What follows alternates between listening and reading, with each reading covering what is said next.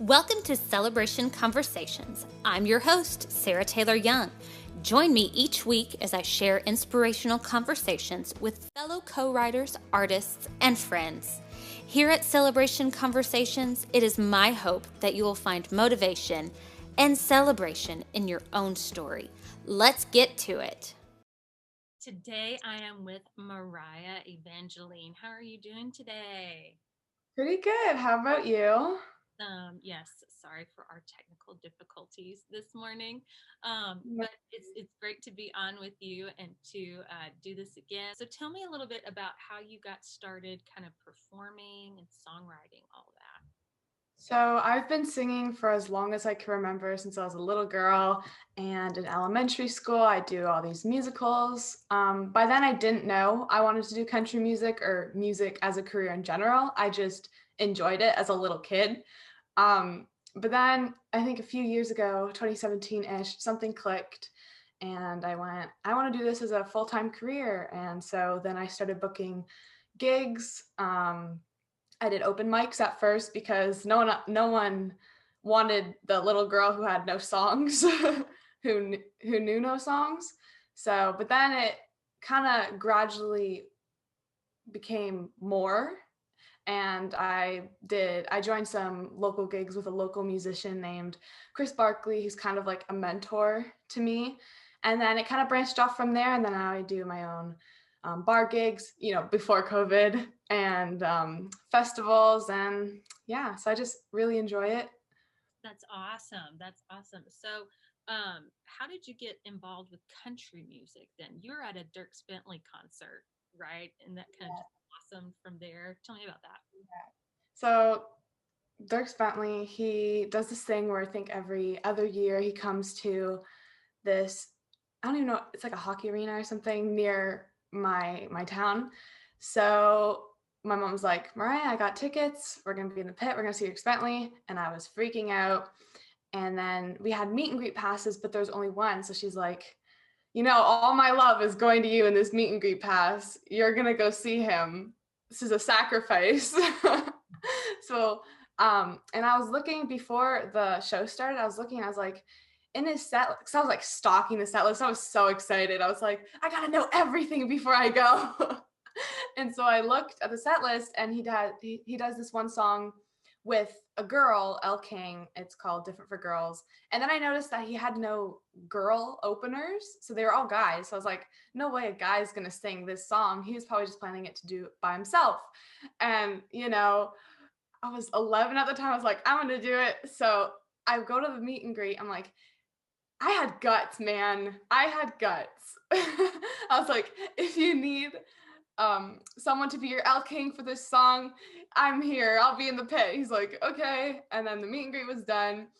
And then the song started, and I didn't think he'd actually put me on, and he did. And, looking out on stage, that's just when everything it's when everything clicked, like I said, where I was like, I want to do this for a living, and it was unreal. I still can't believe it happened. It's just amazing. Yeah, that's an awesome experience. If Keith Urban had pulled me up on stage when I was your age, I mean, when I was her age, okay, it was all about Keith. Well, Still is. Leave me alone. But I would have had probably the same experience, or Dolly Parton for that matter. Okay, it's not just a gender thing. Like, I love Dolly. So yeah, so that just really kind of sparked your desire and inspiration, right, to pursue country music. What about songwriting? When did you start doing that? So I was never really serious about songwriting until maybe about a year ago when, I started high school, stuff happened, and I needed a way to translate how I was feeling. So it was really, I didn't mean for anything to come of it. I wasn't like, this song, I'm writing it to become a #1 hit. No, it was just a way for me to translate and get out how I was feeling. It was like therapy. Right. And then now it's kind of like I rely on it regularly, which is good because I love it and it's a fun hobby, but it's also a way to cope with stuff in a way. Yeah. So tell me, what is it like to be a teenager in 2021, excuse me. What is it like? 2021 now. That's crazy. 2020 I went know, is right? forever. Yeah. I mean, if you told me last January that, a year from now you're gonna be in grade 10, you're gonna not be able to leave your house, you're gonna be excited to go to the mailbox, I would be like, "You're joking." I'm serious. I was like, I want to go get the mail, Mom. Let me go. But yeah, so I mean, it's a lot of adjusting. There's a lot of, thank God for FaceTime and Right. Skype and Zoom, because I used to, in the summer when it was warm, me and my friends would like distance hang out at like parks and stuff with masks and everything. But now it's cold. It's freezing here. We're not going outside now. So yeah, FaceTime, lots of online games and game nights and stuff like that. It's lonely, but we'll get through it. Yeah. Yeah. So what about like being a typical high schooler? I know when I was you weren't in high school. Well, you were in high school. I was homeschooled during high school. Yeah, that's you weren't there in the trenches with all the other.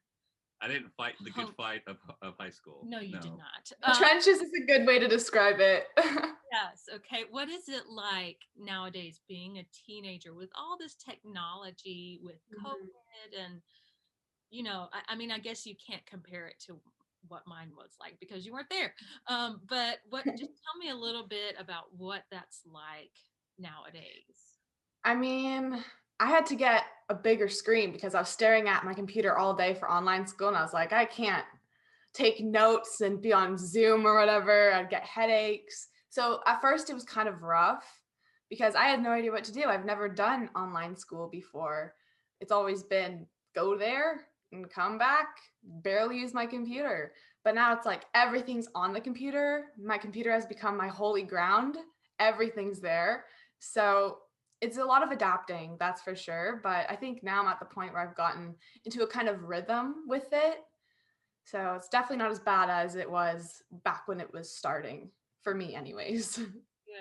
What about like as far as cyberbullying and things like that? When I was in high school, that wasn't really a thing. Like Facebook had just come out. What do you find yourself ever getting involved in that or know people who have been bullied online? Oh, I know. Honestly, it's so bad. I've never been involved with stuff like that because my social pages are all just music and Right. I don't post personal stuff on there.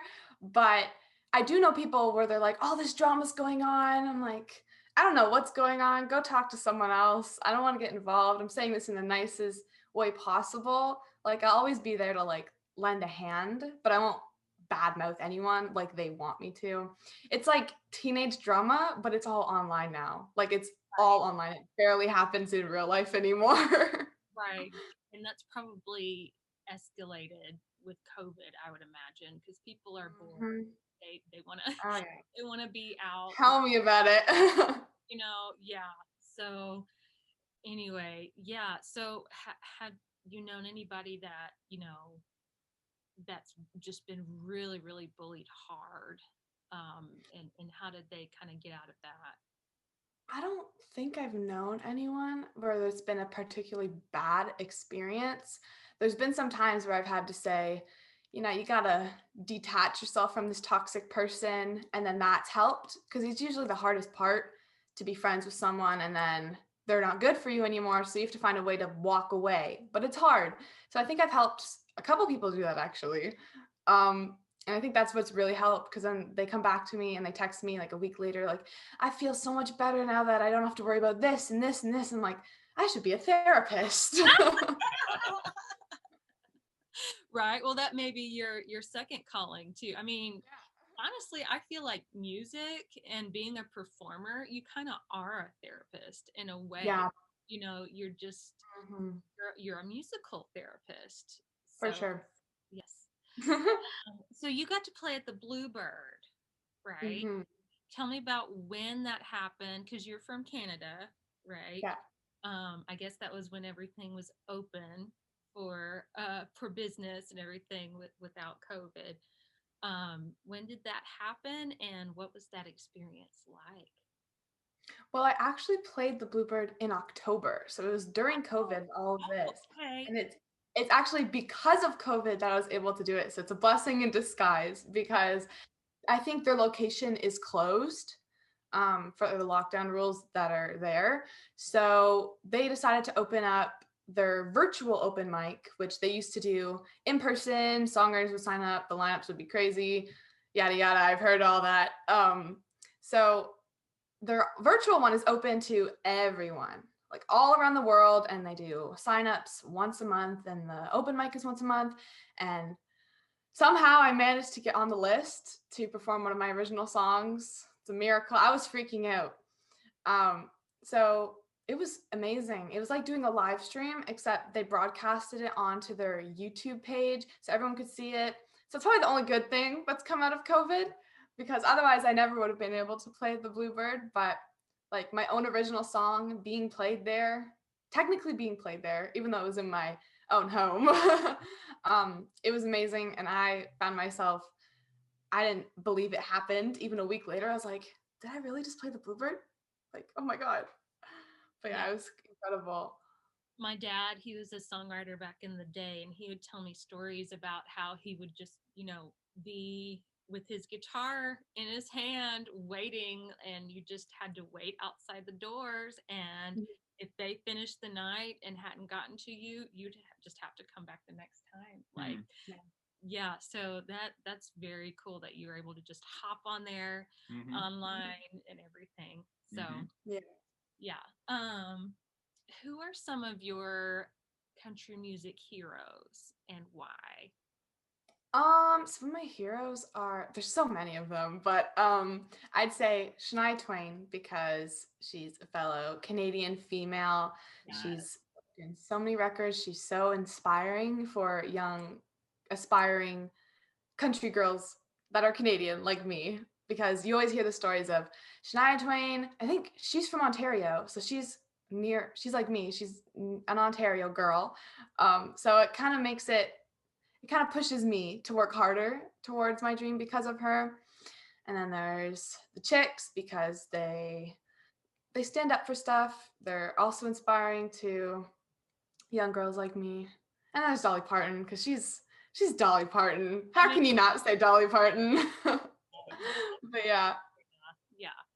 So I remember watching you do Any Man of Mine. Like, for a teenager these days to do that song, like that song was popular when you were a teenager. I was I think I was in first, second grade, maybe. You had a crush on Shania, though, didn't you? Why do you have to bring that up? I was hoping you wouldn't bring that up. You did. Yeah. Well, I was young. My Keith Urban to your Shania Twain. Yeah, okay. Aww. So sweet.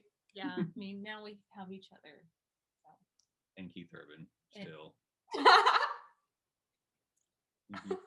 I've accepted it. It's okay.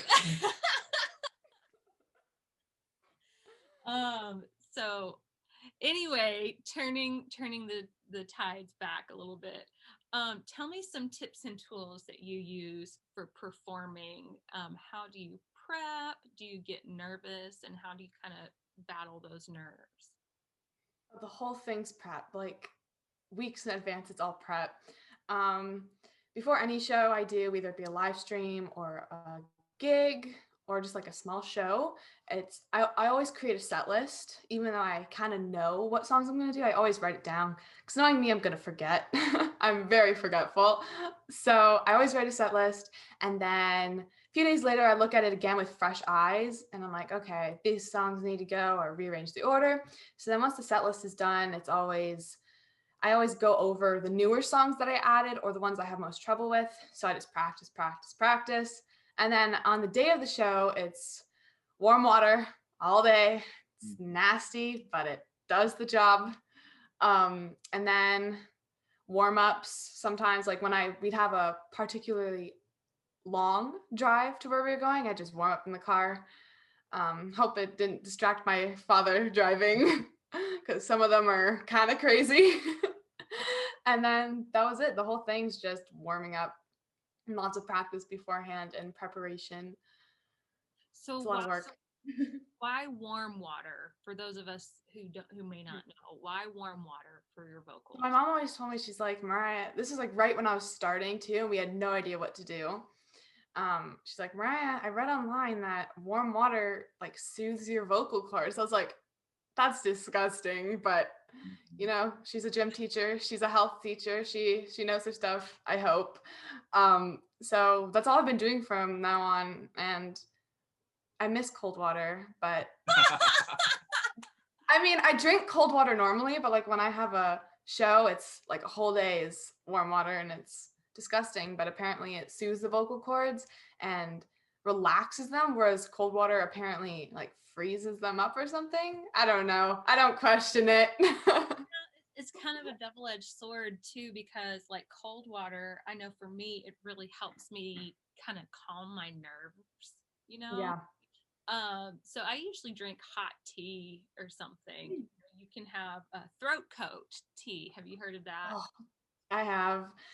Yeah. You don't like it? I had it when I was sick before a big show, and my mom was like, we got to pull out all the stops. She knows I hate it too.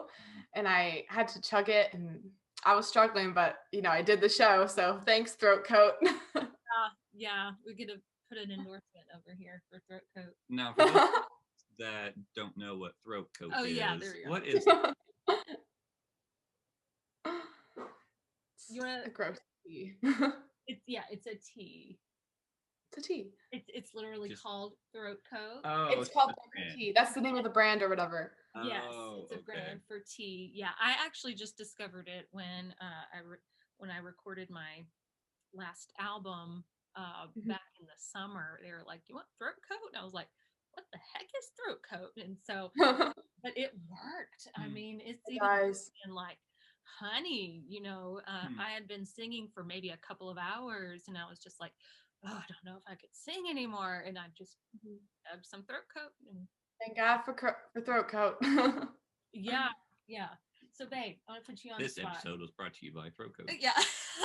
Hopefully. How do you prep for a show?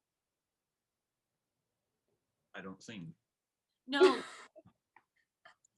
So he was an actor when we met. Ooh. He did a lot of theater. A lot of community theater. We actually met through an audition, and well, there was a lot of other facets. Well, we met the day before the audition. Yeah, but we don't have time for that. Anyway, how do you kind of get prepared for a show? Well, I will eat a lot. I like that. We'll drink soda, Coke. Probably not good for you. Not for a singer, no, it's not good at all. No. You're just asking what I do. That's what I. That's what I do.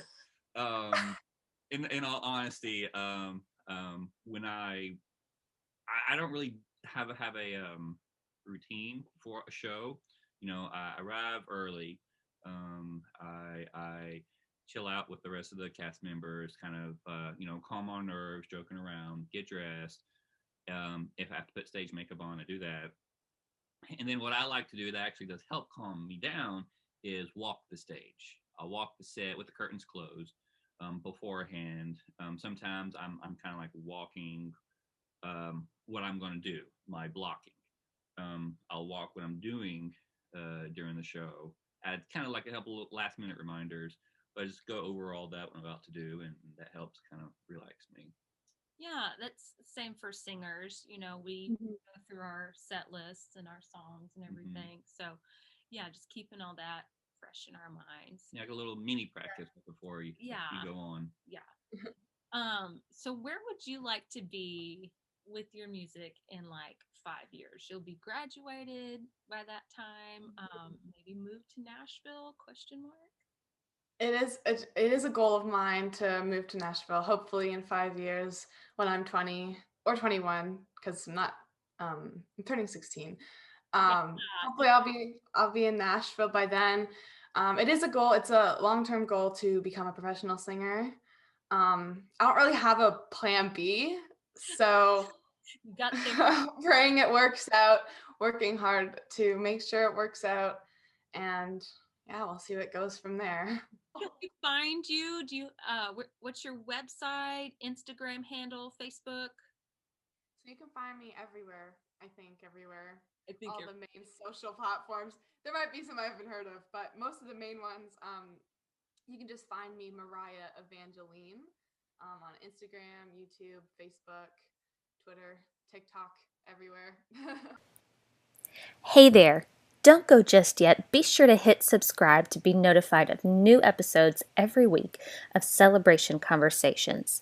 Show us some support by liking and sharing to inspire other followers and friends alike.